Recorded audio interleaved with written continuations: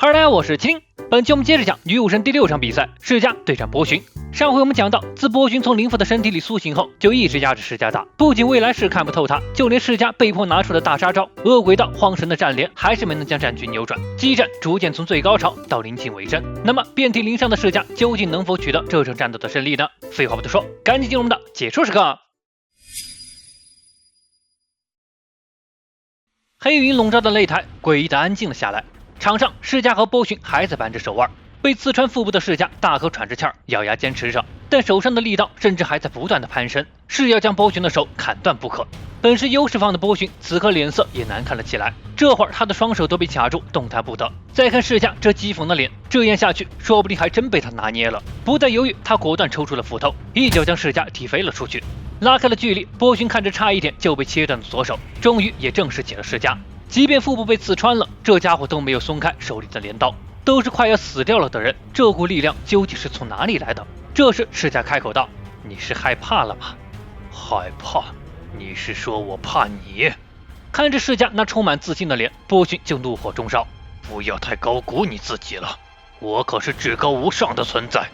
既然我来到了这片完美的土地上，我将会超越过去的自我，不会像那个时候那样了。”原来在传说中即将毁掉冥界时，突然迎来了毁灭的波旬，是因为体内的力量太过强大，导致肉体承受不住才自我毁灭的。不会再像那个时候了，我永远都不会对你这种人感到害怕。呵呵，我知道你很弱呢。我弱？对，你可太弱了，相较于小灵符来说。这话可把波旬气坏了，但讲了几句，世嘉就大口喘起气来。看着这般模样还在强盛的世嘉，波旬嘴角一扬，看来战斗就要结束了。手持巨斧，波旬径直冲向了世嘉。那就让你看看什么才是真正的我！一时间，两人战成一团，再次点燃了整个擂台的气氛。但这种状况下，正面接触波旬的进攻，世嘉太勉强了，完全是在燃烧身体最后的力量，在拼命。场边的僧人双手合十替世嘉祈祷，格雷也都快看不下去了。看着两人的对撞，希腊众神们似乎已经看到了结局。世嘉这未来是用不了，此刻伤势也越来越重，估计快坚持不住了吧。话音刚落，哈迪斯就表示真是个愚蠢的男人。阿瑞斯应和道：“世嘉的确愚蠢，不过也是不可多得的男人呢。”却没想哈迪斯笑着表示，他说的愚蠢之人正是阿瑞斯。看看世嘉的眼神，他可完全没有放弃过呢。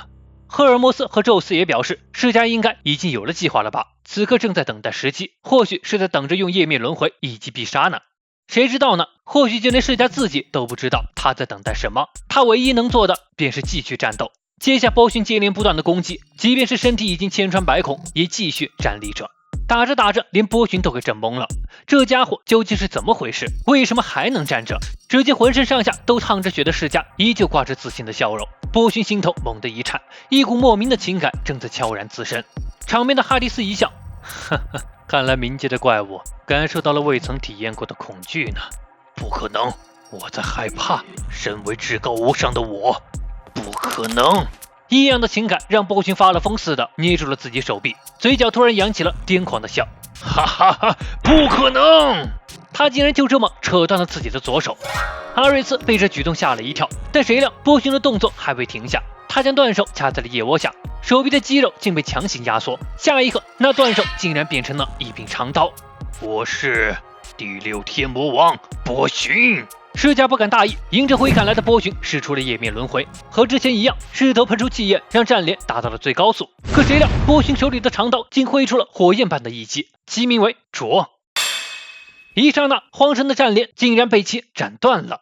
继之前的十难击灭的盾，现在就连荒神的战连都顶不住波旬的进攻了吗？开什么玩笑，连世嘉都不敢相信。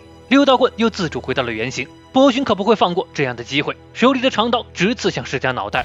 没办法了，世嘉只能用6道棍强行挡住了这一击。果不其然，荒神战连都挡不住这长刀，原形他的6道棍更不可能挡得住了，彻底被打碎了。被一同击碎的似乎还有支撑着世嘉的力量，他没能再站起身来。波旬正一步一步走近，这一刹那仿佛时间都停止了，整个世界也变得黑暗，就像掉进了无底的深渊。突然间，身后却传来了一股温暖的光，漆黑的世界里散发温暖的光球，让世嘉不自觉地将手伸了过去，竟然有人握住了他的手。猛然间，世界恢复了光明，世嘉一脸震惊地看向了手里，下一刻他笑了，笑声越来越大，越来越大，逐渐传遍了整个擂台。波旬不解道：“这家伙难道是精神崩溃了吗？”而此刻世家正自顾自地说道：“是啊，直面自己的弱点，去抵抗那不成熟的地方，然后再尝着去克服。没有这段青春期的你，实在是太弱了。”重新站起身的世家令波旬感到意外，可更难以置信的是，他手里正握着的似乎是灵符的符摇。没错，黑暗中的那束光正是灵符。手握符摇的世家又重新获得力量，但准确来说，那并不是符摇，而是通过一连脱生由灵符诞生而来的神器。此刻正和世家并肩作战，场边的女武神激动落泪，也看出了异常。和原本吸收不尽的符摇正相反，这柄神器是吸收了世家的慈爱而诞生的，是佛之世界唯有佛陀才能催生出的究极神器——大圆寂刀灵。波旬仔细端详着这把武器，就像两柄长着倒刺的长刀缠绕在一起，上面镶嵌着几个刻字的宝石。最重要的是，为什么这把刀会散发出令他难受的光亮？世家轻轻挥动了刀，那一刹那，波旬就明白了，原来这柄刀寄宿着祈福神的力量。呵呵，想想也知道了吧？天诛！话音一落，两人瞬间战成了一团，似乎比赛又回到了最高潮，同样是令人眼花缭乱的对拼。场面的观众爆起了热烈的呐喊声，但是都在整齐划一的替世家加油，也包括了世家的族人们，当然还有加塔卡哥。承载着无数人类希望的呐喊声，宛如万千支流汇聚向世家心里，支撑着他。反倒是波旬一边，心态逐渐发生了变化。他不明白这家伙为什么能三番两次的站起来，明明已经是快死了的人，为什么还不害怕，还不跪地求饶，甚至还能露出自信的笑容，握刀的手也仍然有力。他不明白，怎么了？你果然是害怕了吧？波旬这次没有回应。两人几乎同时站在了对方身上，波旬的胸口被划破，世家也多添了一道伤口，看起来是世家越战越勇，但场外的冲田总司和小四郎都能看出来，此刻战况不妙。世家本就瞎了只眼，加上多处地方受的重创，这样下去会对世家越来越不利的。的确是这样，场上的世家可没工夫休息，必须趁着身体还能坚持，速战速决。可这个时候，波旬扬起了长刀，又要使出那一招灼天诛。虽然挡住了这一击，但巨大的力量令世家的伤口崩裂，伤势又加重了。虽然只剩一臂，可波旬的力量不降反升，将世家的身子越压越低。可正当他准备再加把劲儿结束战斗之时，谁料世家用大寂灭刀的倒刺巧妙地撇开了他的长刀，反手斩在了他的胸口。世家利用了武器的特殊性和波旬独臂的劣势，才完成了这一击。但可惜的是，刚上手的武器还没掌控好距离，这一刀砍得太浅了。而波旬则大为惊讶，他不敢相信他最强的一击竟然就这样被化解了。可就算是打成这样，场边的希腊众神们还是笃定世家恐怕会先一步到达极限，毕竟一路看来世家的受伤次数都要多得多。宙斯表示，等到波旬的下一次啄，世家应该就没有余力再接下了。哼，一群白痴，接不下的话，只要闪过不就行了吗？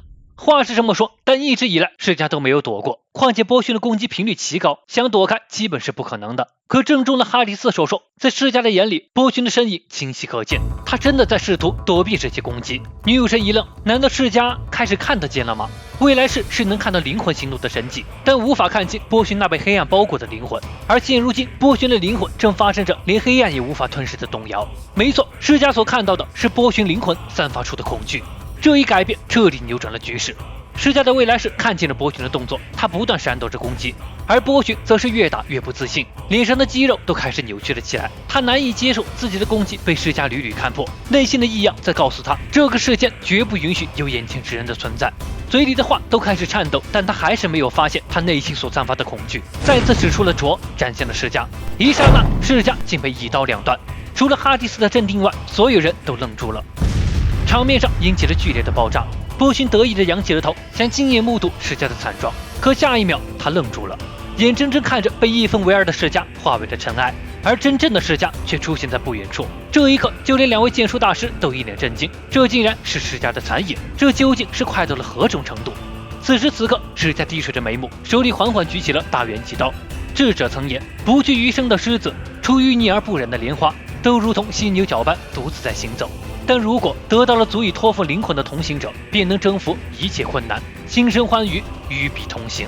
世家用额头紧贴着举起的刀柄，心里念叨着：你看到了吗，小灵佛，这就是我们的道路，我们一起前行吧。天眼妙诀，大涅槃斩。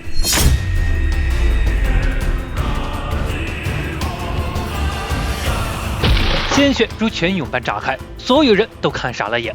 而场上波旬不敢置信地看着身上被斩出的恐怖裂痕，没等他做出反应，从裂痕处他的身体开始一分为二。这真正奠定胜局的一刻，擂台上才爆起了浓重的喝彩声，所有人都在高喊着世家的名字，当然也包括贾塔卡和孔子三圣人。被一刀两断的波旬还尚存一口气，他不愿相信自己的失败，向世家发起了最后的挣扎。和刀剑逼近之时，世家已然躲开了。直到毁灭的最后一刻，波旬还在重复着自己的名号。这一次不再是自我的毁灭，而是这片土地的守护者将他彻底击败，其名为释迦牟尼。结束了，小灵符。仰望着天空，灵符的身影正慢慢远去，听见世家在呼喊他的名字。灵符回过头来，随后向他竖起了标志性的大拇指。此时无声胜有声，灵符跑向了家人的身边，在祈福神的拥簇下消失在了天际。真帅呢，小灵符，再见。比赛终于落下了帷幕，诸神黄昏人生第6战由人类方释迦牟尼获胜，比分再次打平。那么接下来将进入第7场的对决，出场人员暂时不明。如果按照名单上来看的话，人类方最有可能出场的是亮相多次的冲天总司，或是仅在外传里露过一面的秦始皇，而神明方洛基、奥丁、别西卜，甚至哈迪斯插队上场也说不定。总之，在平局的当下，下一场比赛同样会异常精彩就对了。好了，喜欢本期视频的别忘了关注和订阅哦。那么本期视频到这里就结束了，我是金，我们下期见。